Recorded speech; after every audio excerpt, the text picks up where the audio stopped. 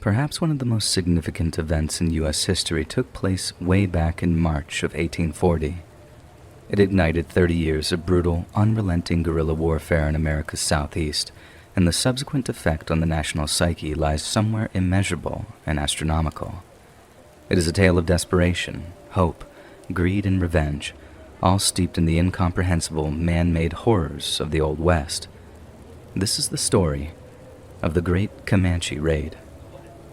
In early 1840, times were tough for the tribe of Native Americans known as the Comanche.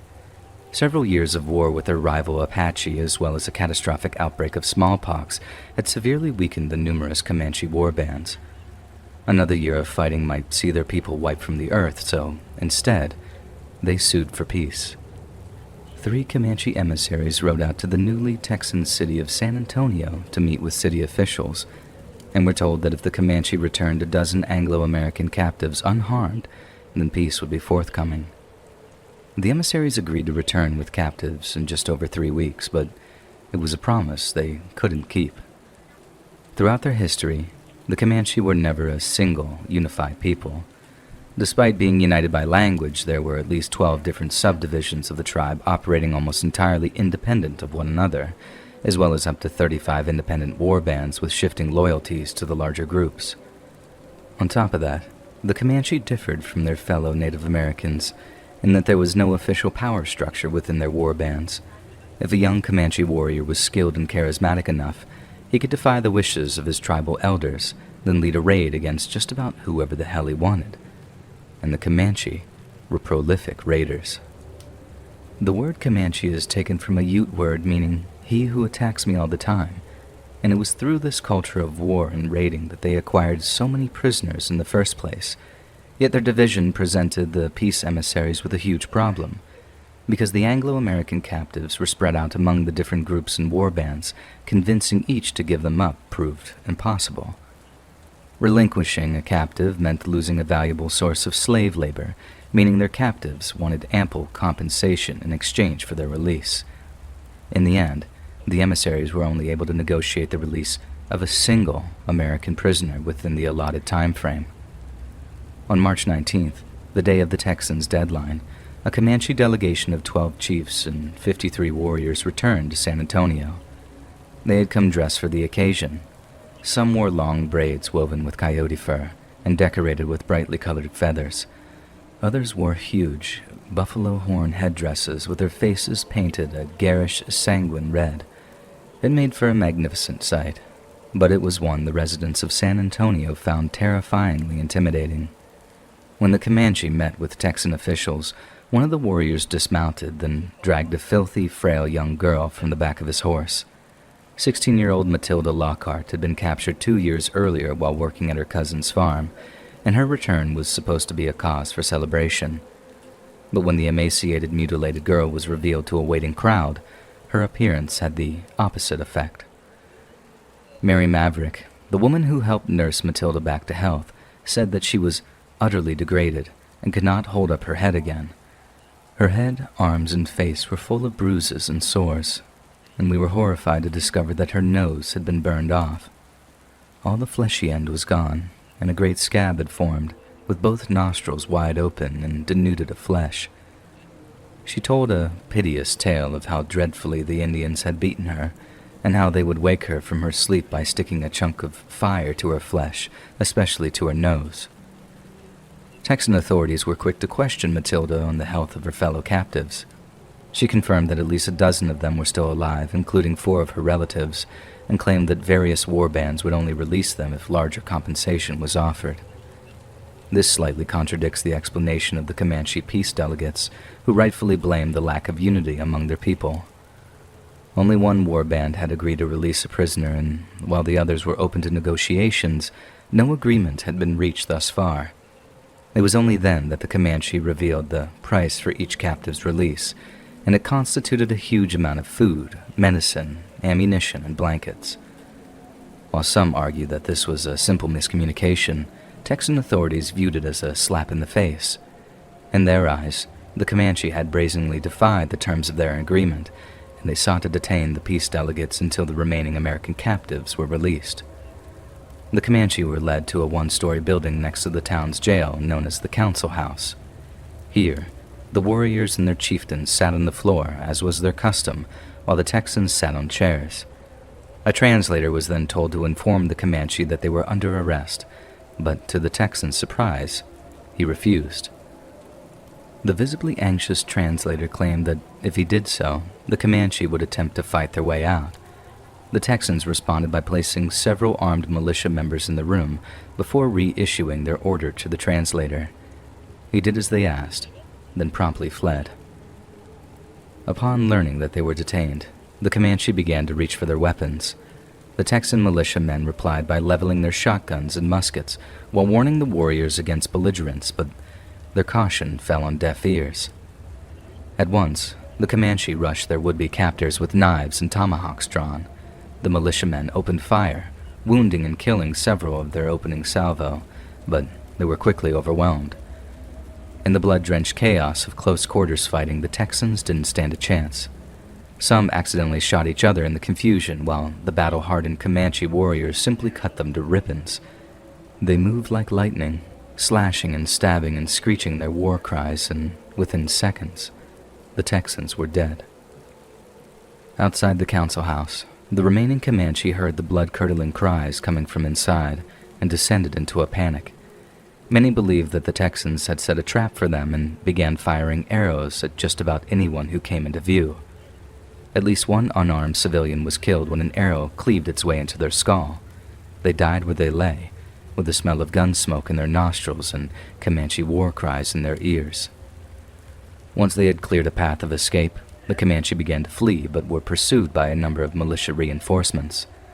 The militiamen's fire was wild, and a number of Texan civilians were killed in the crossfire. On the other hand, the Comanche's arrows were as precise as they were deadly.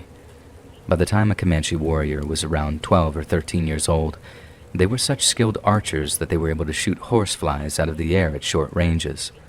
What's more, a highly efficient method of shooting meant a young Comanche could fire off 3 arrows in little over 1.5 seconds. Compare that to the 30-second reload time of 19th century muskets, or the limited capacity of relatively cumbersome revolvers, which were considered to be the cutting edge of military technology. Take the example of a Texan officer by the name of Lieutenant Dunnington. At the outbreak of hostilities, Dunnington pulled his pistol and aimed it at the head of a Comanche female. She was able to shoot an arrow with such force that it passed through Dunnington's chest and buried itself into the wall behind him, all before Dunnington could even pull the trigger. The stunned officer was able to reply in turn and blew the woman's brains out before collapsing to the ground. His final words, having mistook the woman for a younger male warrior, were, "I killed him, but I believe he's killed me too." By the late afternoon, when the Comanches found themselves completely outnumbered and hopelessly surrounded, the decision was made to surrender to the Texans.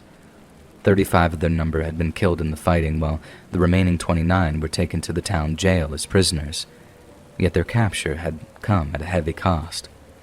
7 Texans had been killed outright, including a judge and the town sheriff, with dozens of others being treated for serious injuries.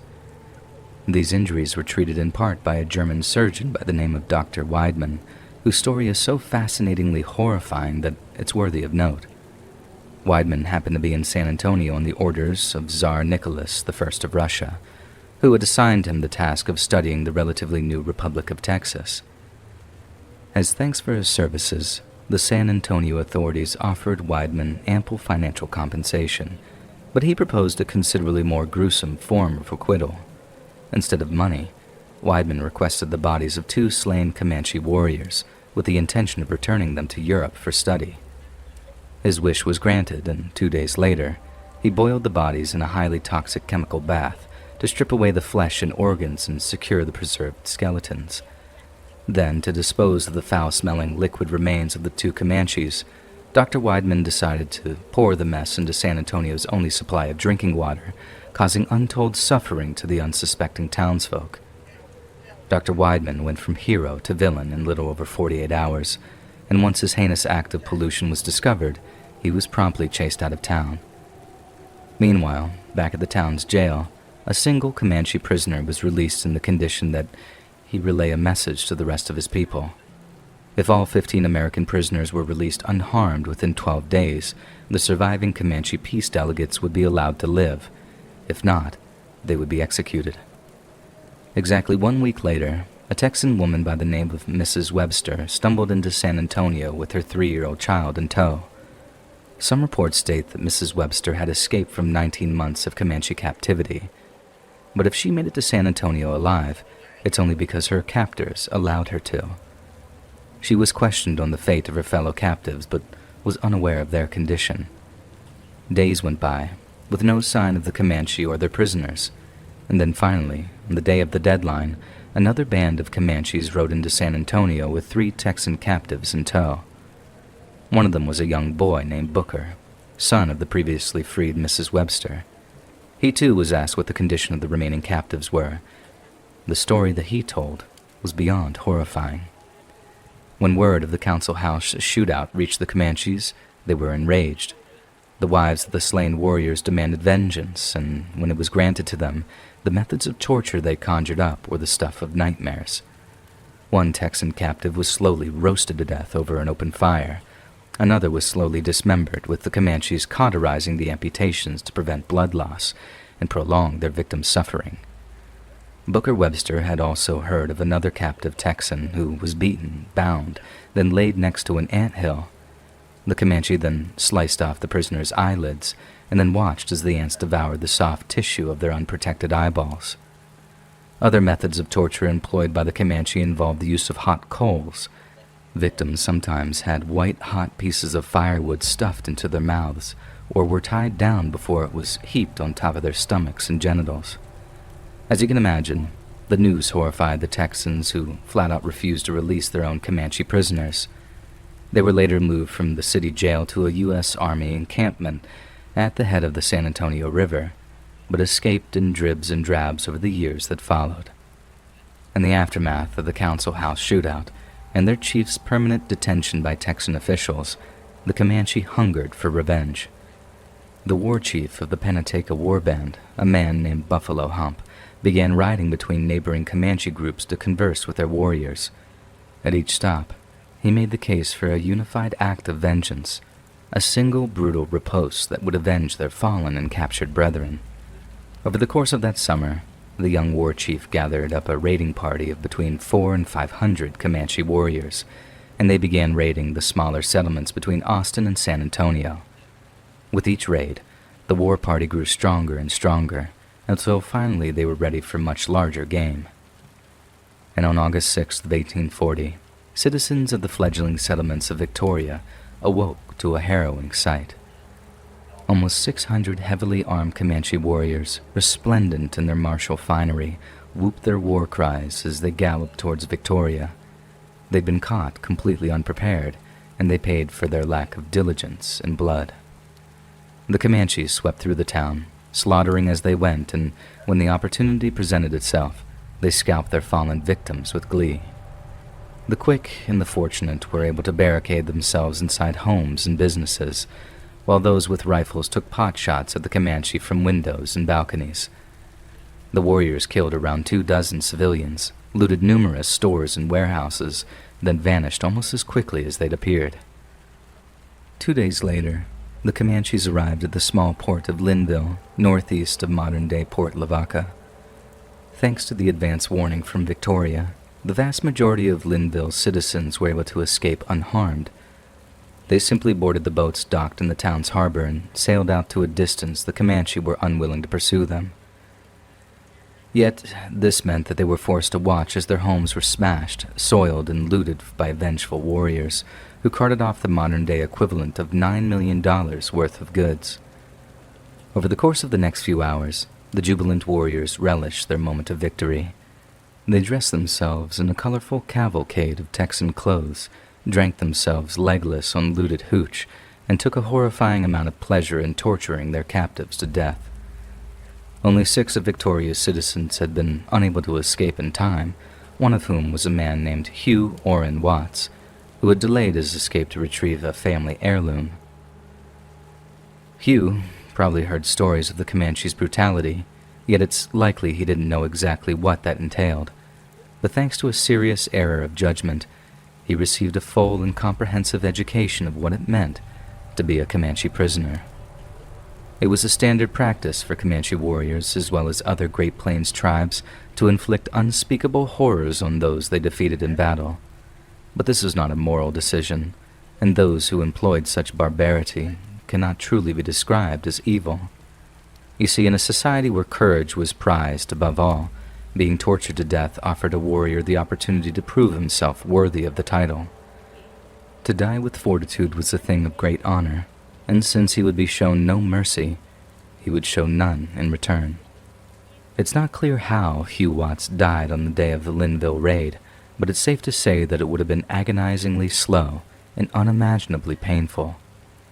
At the time, Linville was the second largest port in Texas, and capturing such a large town was a monumentous occasion for many of the Comanche warriors. Yet opting to savor the moment proved to be their downfall. One of the great military strengths of all Native American tribes was their incredible mobility, and the success of a raid rested not just on the speed and surprise of the attack, but also the urgency of the withdrawal. In sacking and burning Linville, the Comanche had given the pursuing Texas Rangers enough time to coordinate their forces and plan an attack. Volunteer companies from all over east and central Texas converged on Linville, and they eventually tracked the fleeing Comanches to a place called Plum Creek, not far from modern-day Lockhart. Around 60 Comanche warriors were killed in the first few minutes of the Rangers' ambush, and the remainder were forced to flee with only what they could carry. There's no doubt that, thanks to the element of surprise, the pursuing Rangers could have run the bloodied war band down and slaughtered them, but as they rode through the Comanche campground, they made a startling discovery. Thousands of dollars in silver bullion was discovered in the packs of several mules. The Rangers were faced with a choice: do their job or succumb to their greed, and they chose the latter. Whether or not this was a deliberate ploy for the ever-cunning Comanche, it's not for me to say, but the fact remains, the Rangers' greed was the warband's salvation, and thus marked the end of the great Comanche raid of 1840. The cycle of violence would continue for decades afterwards, with hideous injustices, betrayals, and atrocities committed by both sides. The morality of westward expansion and the philosophy of manifest destiny will be debated and scrutinized until there's no one left to talk about them. But when talk stops, and the sun sets over the land that's yours and mine, we can take comfort in the relative peace and security that most of us enjoy today, because coexistence is always preferable to killing.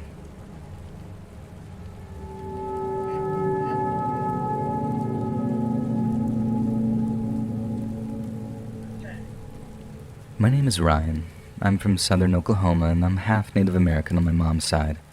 My grandpa, who was born in the year 1912, was full-blooded Comanche, and much like a lot of the elders from around his time, he had a lot of stories to tell.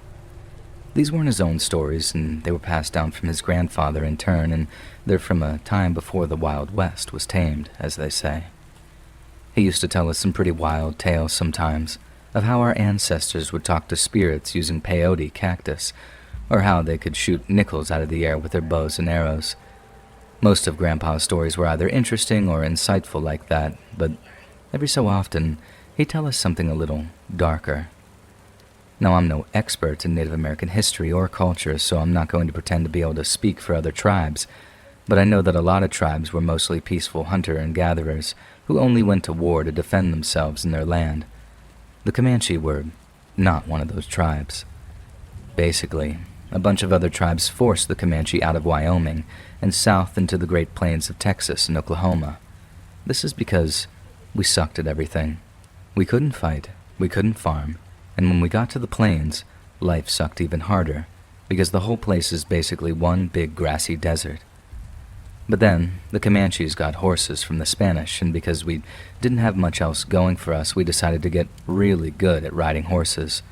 This gave us a huge advantage over, well, just about everyone, and because we had a huge chip on our shoulder, we decided to get a little payback on all the other tribes. We beat the Apache, who'd been bugging us ever since we arrived on the plains, all the way down into Mexico and Nevada. I mean, we were kicking it hard and taking names all the way from Kansas to Corpus Christi, but that's about where I stopped being proud of it. I know it's an overdone bit to be like, war isn't glamorous, y'all, but in the case of the tribes of the Great Plains, it's a gigantic understatement. Yes, we stuck it to the settler colonizers for like 100 years, but we did it in some pretty disgusting ways. Nowadays, wars have rules, but back then, it was anything goes, and that whole scalping thing really is just the tip of a very gory iceberg. Kids were routinely killed, women were made into slave wives, whole families were tortured until they just straight up died. The settlers did some evil stuff to us too, but it's like the Comanche made war crimes into an art form. But that's just the way things were back then. Like I said, anything goes. All that nasty stuff said was, hey, don't mess with us or you'll get this too. But still, it makes me glad that I was a 70s kid, and not an 1870s kid, you know? Anyway, like I said earlier, every so often Grandpa would break out a horror story for just us boys.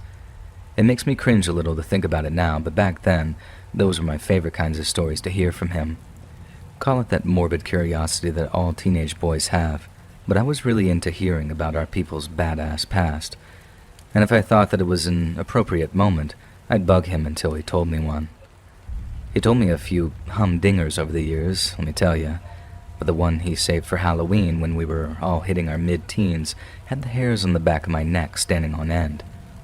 So, picture the scene. It's like the 1850s or whatever, and the war between my ancestors and the white settlers is at its peak. We'd raid some homestead, steal a bunch of horses, and then ride off onto the plains to make our escape. Inevitably, we'd end up getting followed by a bunch of soldiers or Texas Rangers who planned on getting revenge and taking back the horses.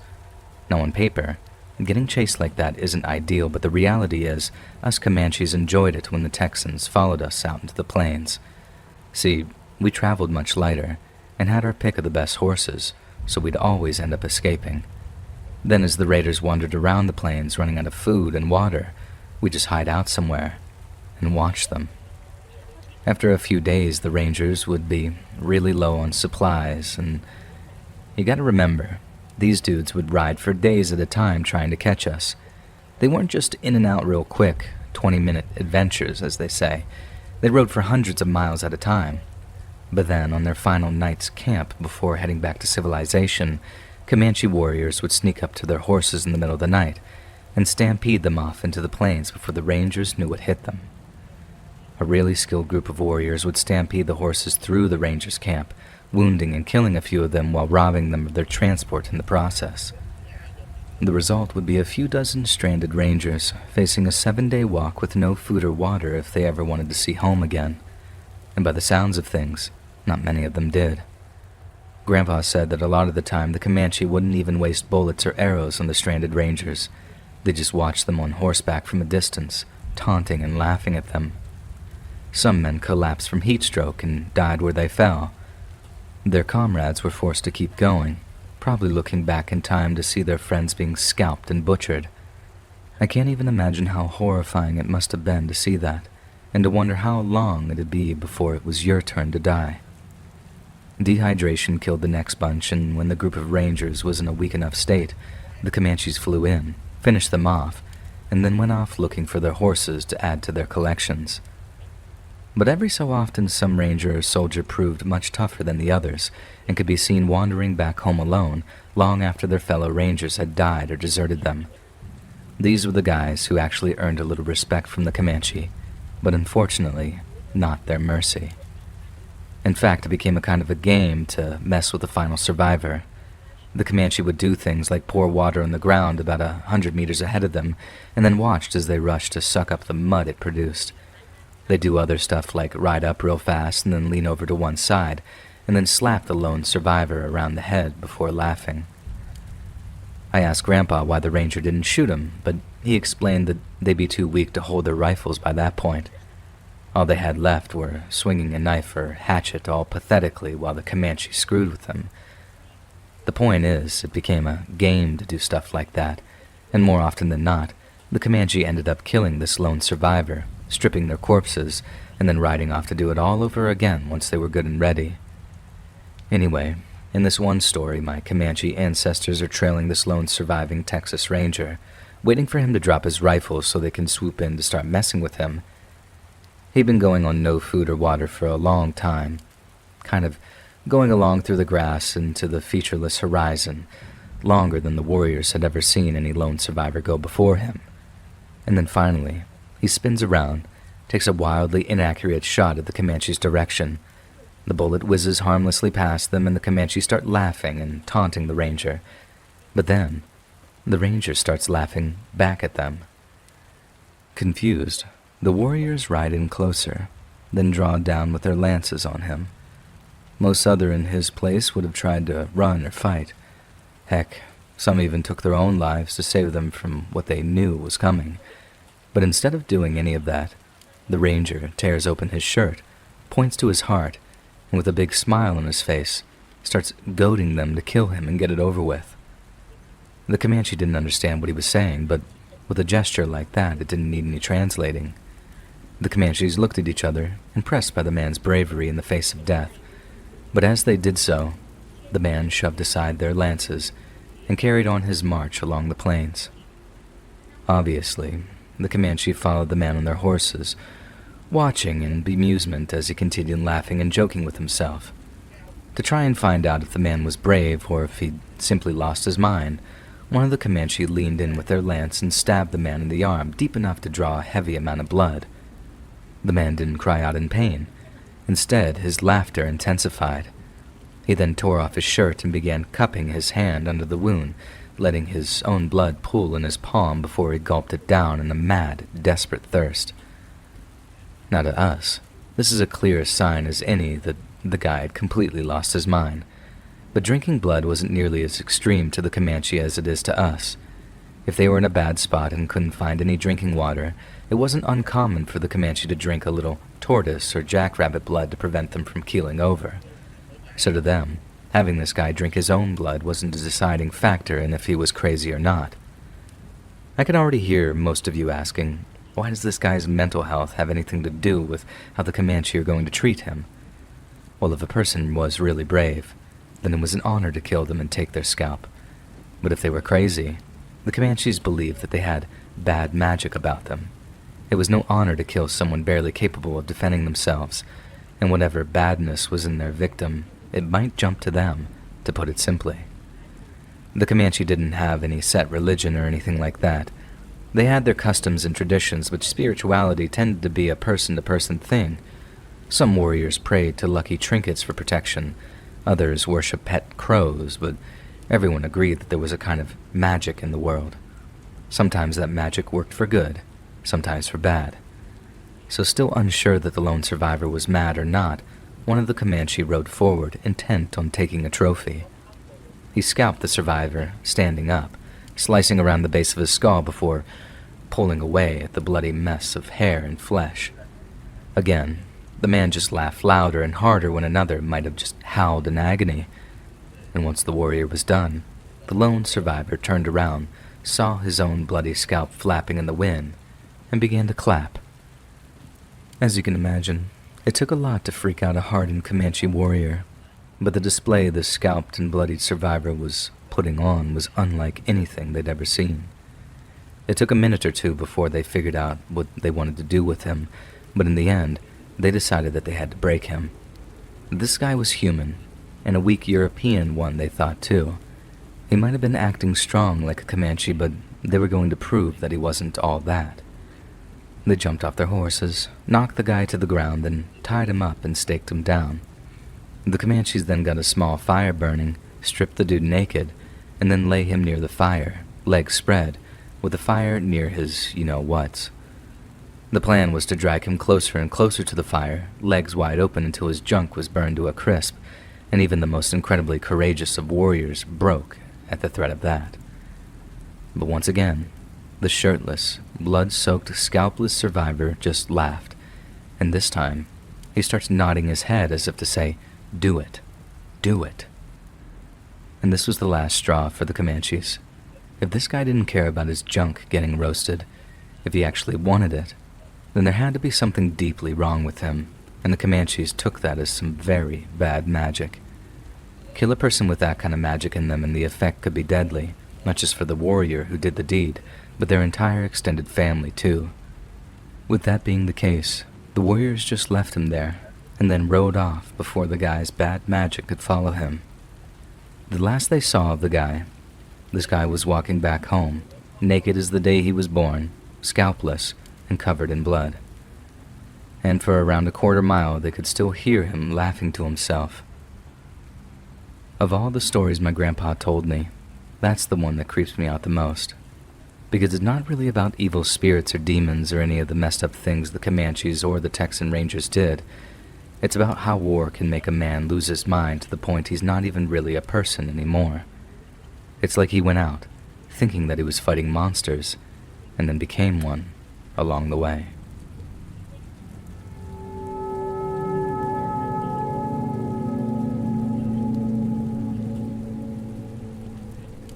On October 28th of 1827, in Crawford County, Illinois, a woman by the name of Lucinda Parker gave birth to a baby girl she named Cynthia Ann.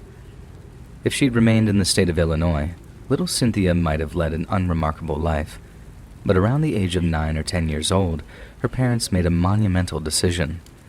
They agreed to follow their extended family into the heart of Mexican-ruled Texas, to a place now known as Limestone County. There, the Parker family constructed a heavily fortified compound consisting of several block houses surrounding a central defensive citadel.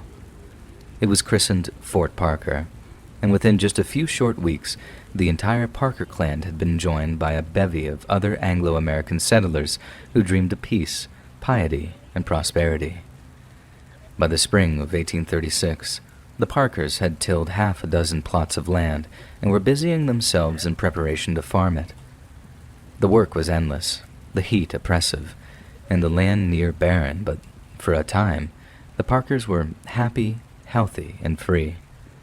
Until one day, when a man collecting firewood began to feel like he was being watched. Over the weeks that followed, more and more of the family began to complain of that same creeping feeling, as if the nearby woods were haunted by unseen apparitions. In response, Fort Parker's security contingent was doubled, with at least 2 men watching the walls at any one time. Then finally, at the break of dawn on May 19th of 1836, one of the watchmen began to raise the alarm.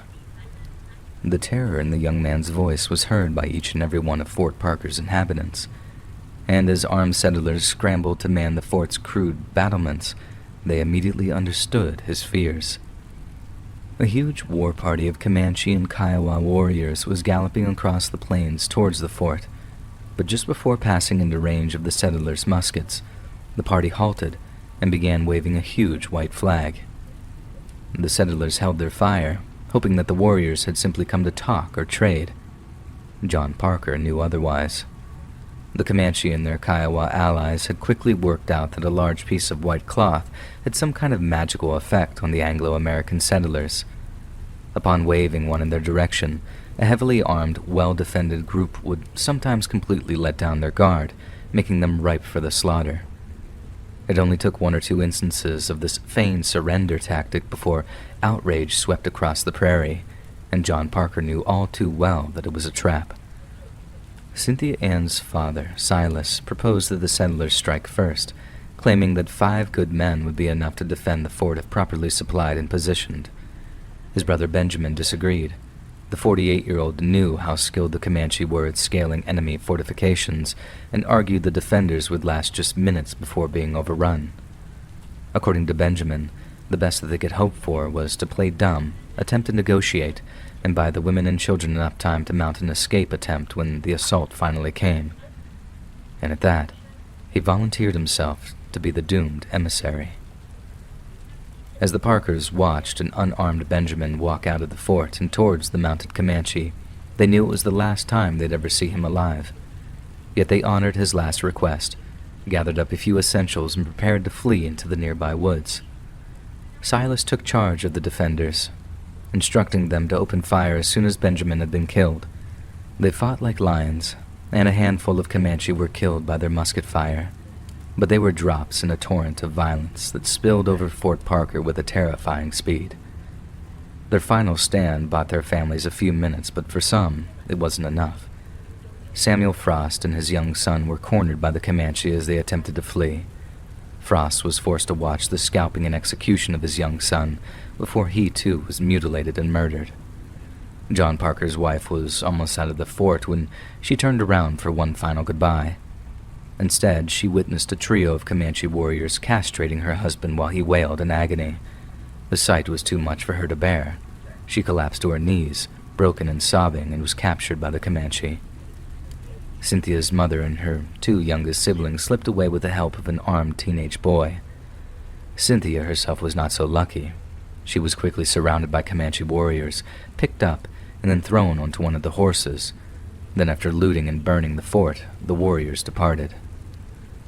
While it's indisputably unfortunate that Cynthia was captured, her age meant that she fared far better than most Comanche prisoners. In the aftermath of a Comanche raid, grown men were invariably tortured, killed, and then scalped.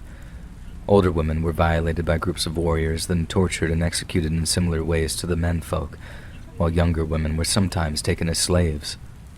Babies and small children were also killed, but when it comes to children between the ages of 9 to 13, the Comanches made an exception. Kids of that age were ripe to be integrated into the tribe, first as slave labor, but eventually a fully fledged member of the tribe if they proved themselves worthy. Cynthia, being around 9 or 10 years old at the time of her abduction, had been picked out by the warriors for this exact purpose, and although her life among her family's killers was initially traumatic, her resilience marked her out as having massive amounts of potential. As I've mentioned, Cynthia's first few months as a Comanche prisoner were extremely rough. If her experience was anything like other captives of that period, she was most likely treated with extreme contempt by the other females of the tribe, while being used as a source of menial slave labor. But after learning the Comanche language and standing up for herself on a few occasions, she gained the respect of her peers and began to slowly increase in standing. She was given more and more freedom to do as she pleased, so long as she partook in some of the more arduous camp tasks. She was taught to tan the hides of slaughtered buffalo, a gruesome process that involved painting the raw skin of the buffalo with its own brains. She learned quickly, and her output soon rivaled those of even the most experienced Comanche tanners. Depending on the source, she was given the name Naurua, meaning that which has been found, and within just a few short years, Cynthia Ann was not only given free rein of the camp, but a great deal of responsibility. Comanche bands would typically migrate approximately every 2 weeks, and the women were responsible for all aspects of the move, Cynthia included. The fact that she was given responsibility over the other people's belongings speaks volumes to the trust and respect the Comanche bestowed upon her, and she was soon partaking in all parts of Comanche womanhood. All except one. It's believed that around the age of 13 or 14, Cynthia was introduced to a warrior who went by the name of Peta Nokona. The pair became fast friends, and after Peta was promoted to war chief, he proposed to her. Although it was traditional for chieftains to have several wives, Peta refrained from taking another wife, and the couple were said to be deeply in love and very happy together. They would go on to have 3 children together, a boy named Pecos, a daughter named Prairie Flower, and a second son who Cynthia named Quana. To Cynthia's knowledge, they were her only living family, and she was every part the loving Comanche mother to them. But Cynthia was also mistaken.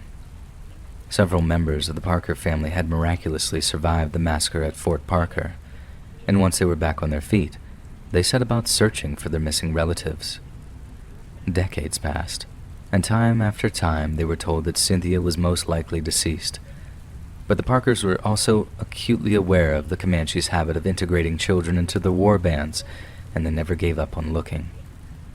Finally, in December of 1860, more than 26 years after the raid on Fort Parker, a group of Texas Rangers tracked a band of Comanche warriors back to their camp, a camp that was rumored to hold live Anglo-American captives.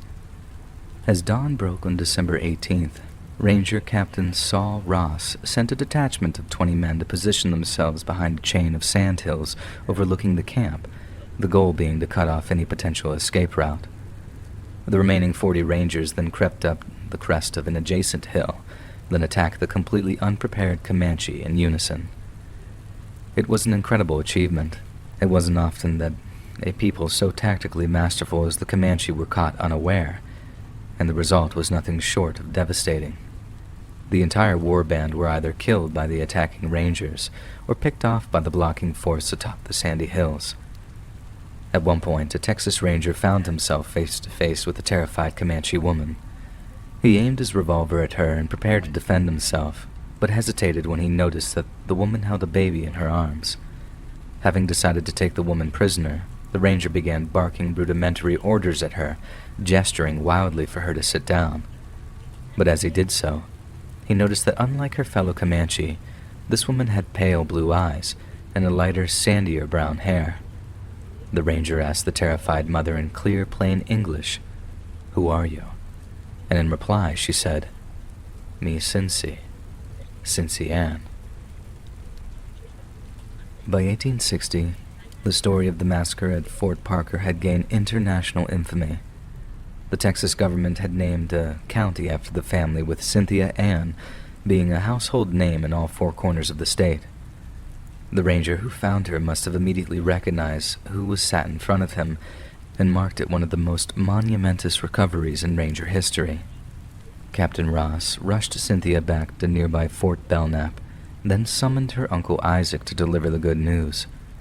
At first he didn't recognize her, but the family resemblance slowly became evident, and Isaac was stunned to realize that the girl was his long-lost niece. To say that Cynthia's entire world had fallen apart would be a huge understatement, and it wasn't the second time she had endured such a calamitous event. She wasn't exactly thrilled to have returned to so-called civilization, but she also acknowledged Isaac as a relative and agreed to return to Isaac's home in Weatherford.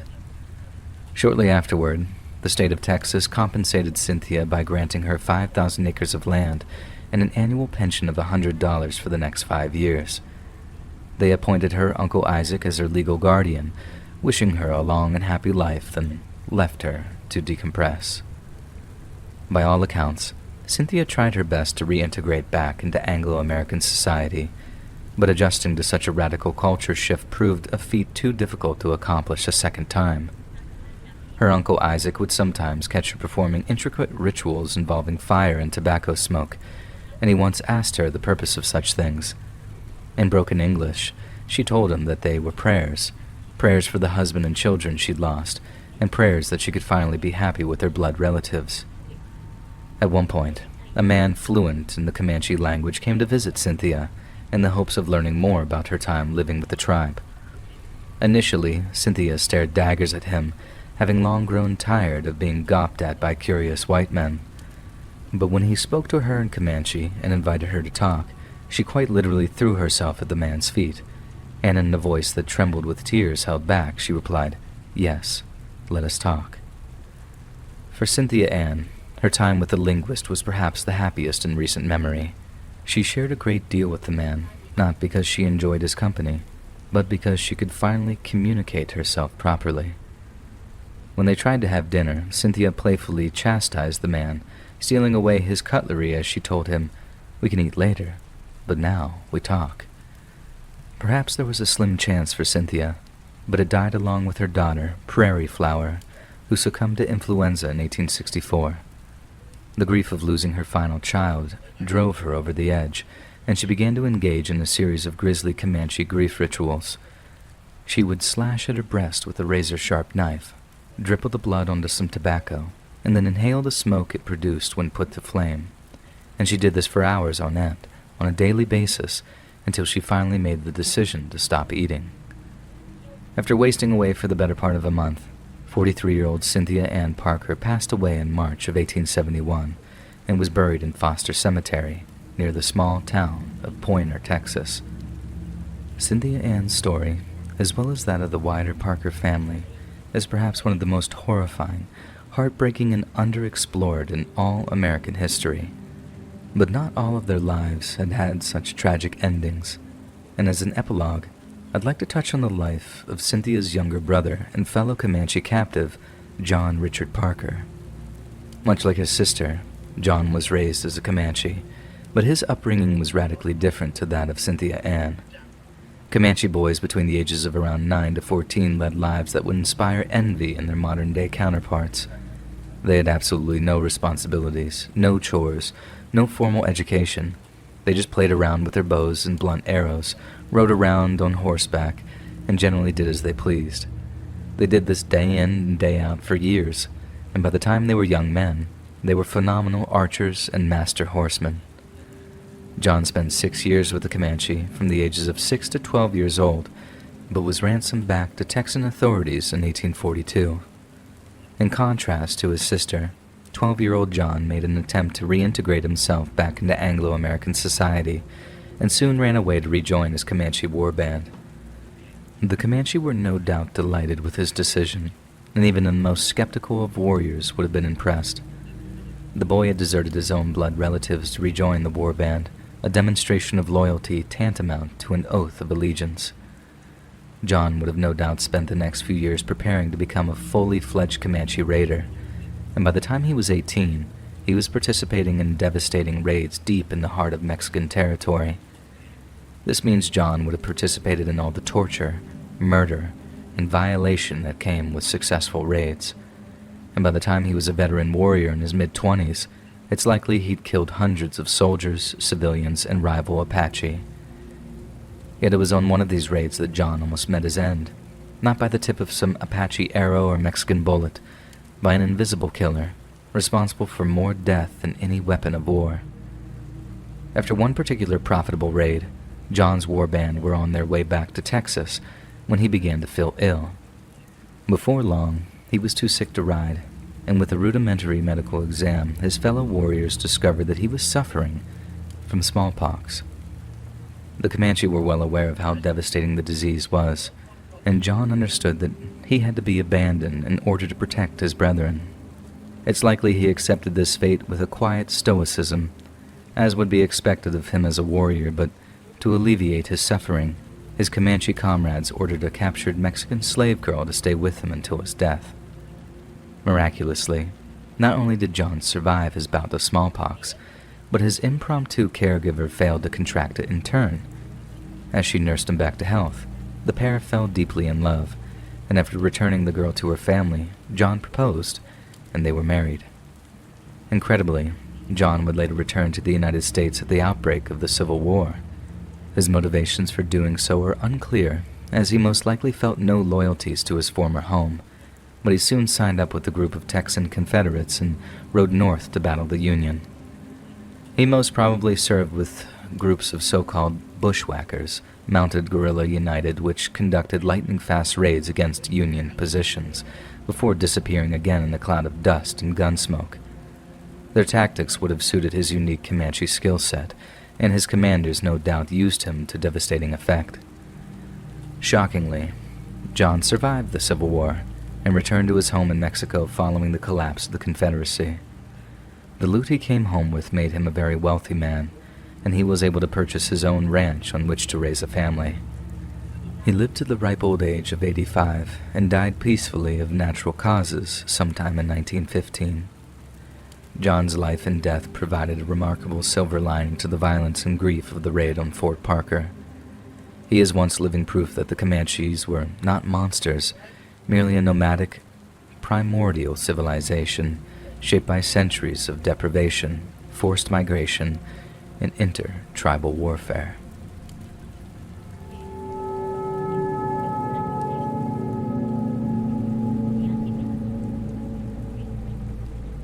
Rachel Parker Plummer was born on March 22nd of 1819 in Crawford County, Illinois.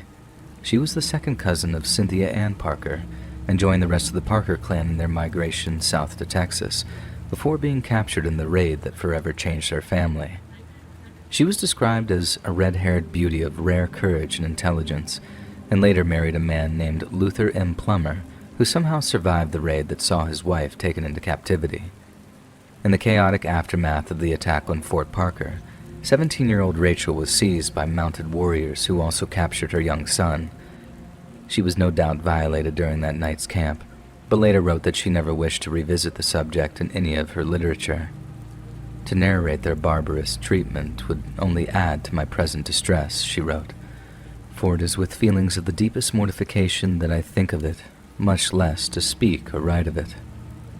The only other occasion on which she spoke of her violation was to criticize those who claimed that, and I quote, A good woman died before being sullied in such a way. Rachel said that anyone who said that had clearly not been forced to run naked, tied by a rope to a horse, for a day or two in the sun. Given that she had more advanced education than her younger cousins, Rachel was able to write a detailed account of her time in captivity, and it serves as a valuable insight into the culture and creed of the Comanche people. Yet it also serves as a detailed account of their abject and unfeeling cruelty, especially when it came to things that might hinder their survival. During her captivity, Rachel gave birth to a healthy baby boy. For the first 6 weeks, the Comanche allowed Rachel to nurse her newborn son, but then one day, a group of warriors surrounded her and stole her child from her arms. One of the warriors threw the baby to the ground and beat it till it stopped moving. The warriors then gestured for Rachel to bury her now deceased child and then walked away. Believing her son was dead, Rachel began scrapping a swallow trench in the dry earth beneath her. But as she did so, she noticed her little boy was still breathing. She attempted to nurse him back to health, but when the warriors heard the baby's cries and saw that Rachel had disobeyed them, they chose to make an example. Rachel's infant child was tied to a hose via a long rope and then dragged through a cactus patch until its tiny body had been quite literally torn to shreds. Rachel was then taken hundreds of miles north to the furthest reaches of the Comanche homeland. There she saw vast, wide-open spaces so desolate and barren that they were almost maddening to behold. But after reaching the southern reaches of what is now southern Colorado, the land became lush and abundant with life. The warband that she was a prisoner of took her along to a giant Comanche summit, one which included their close allies, the Kiowa. She wrote that she had never seen so many people in one place before, nor imagined that there would be so many Indians scattered across the Great Plains. She was treated poorly at the gathering, and was often jeered at by young Comanche boys. She also spotted many other Anglo and Hispanic American captives among the war bands, and such a large gathering provided a clear opportunity to show them off. Having picked up some of the Comanche language, Rachel was able to eavesdrop on certain conversations, and amazed to hear that their war chiefs intended to conquer the entirety of Central America. Rachel's maltreatment at the hands of her captives seemed to have peaked around the time of the Great Comanche Summit. She was guarded by the female members of the tribe, and as you can imagine, they came up with particularly cruel and degrading methods of humiliation. They routinely beat and tormented her, and by the time they departed from the summit, Rachel was bruised, battered, and itching for retribution. One day, during a period of particularly intense abuse, Rachel snapped and launched herself at the younger of her 2 slave masters. The attack was half revenge, half attempting to take her own life, but instead of killing her, the warriors seemed impressed with Rachel's display of defiance. At any second, I expected a spear in the back, she wrote, but instead, the warriors seemed amused and gathered to watch us fight. At one point, Rachel managed to gain the upper hand and proceeded to beat the young Comanche woman until the blood ran from her mouth and nose. Her older slave master soon intervened and attempted to set Rachel alight by pushing her into an open fire. She too was beaten half to death by the furious young captive, who bested both her mistresses in brutal fashion, yet refrained from delivering fatal blows. When the violence was over, Rachel and her Comanche owners were taken before a tribunal of elders. Rachel thoroughly expected to be executed for her insolence, but instead, all the elders asked was that she repair the damage that she'd inflicted to her owner's teepee. Bemused but continually defiant, Rachel said that she'd only repair the damage if her owners helped her, and the elders agreed. She later claimed that one of the elders told her, "She began with you, and you had a right to kill her, but your noble spirit prevented you. Indians do not have pity on a fallen enemy, but we show mercy to our family." By brutally attacking the 2 young women assigned to guard her, Rachel had not in fact angered the Comanche. She had earned their respect, and from then on their treatment of her dramatically improved. Just over a year after she was captured on June 19th of 1837, the Comanche war band Rachel traveled with was approached by a group of Mexican merchants. Known as Comancheros, those roving traders knew the Great Plains better than any Anglo-American and were one of the few groups to ever gain a free pass through the land they called Comancheria. The traders approached the warband, and the Comanches sent out a small welcome party to begin negotiations. Rachel watched the exchange, wondering what goods or services might be traded. Little did she know, she was who the Comancheros were looking for. Rachel's father, who had survived the massacre at Fort Parker, had enlisted the help of the Comancheros in tracking down his daughter, and finally, they had found her. That morning, Rachel didn't know if she'd live to see another sunrise. A few hours later, she was free. 17 days later, Rachel and the Comancheros arrived back in Santa Fe, New Mexico. She was gaunt to the point of near starvation, covered with scars and sores, and her fiery red hair had turned a silvery gray. But she was alive. Sadly, Rachel Parker Plummer passed away just over a year later in Houston, Texas, on March 19th of 1839. She was just 20 years old. Her death certificate stated that complications after childbirth were to blame for her demise, but her husband insisted it was the trauma of Comanche captivity which slowly ate away at her. In reality, the already weakened Rachel had been suffering awfully during the unseasonable cold weather, and this was most likely what finished her off. But the fact remains, a once vibrant, outgoing young woman had been completely broken by her time in captivity. And although she'd seen and done more in her brief time on this earth than most folks do in a lifetime, there's no doubt that she deserved so much more.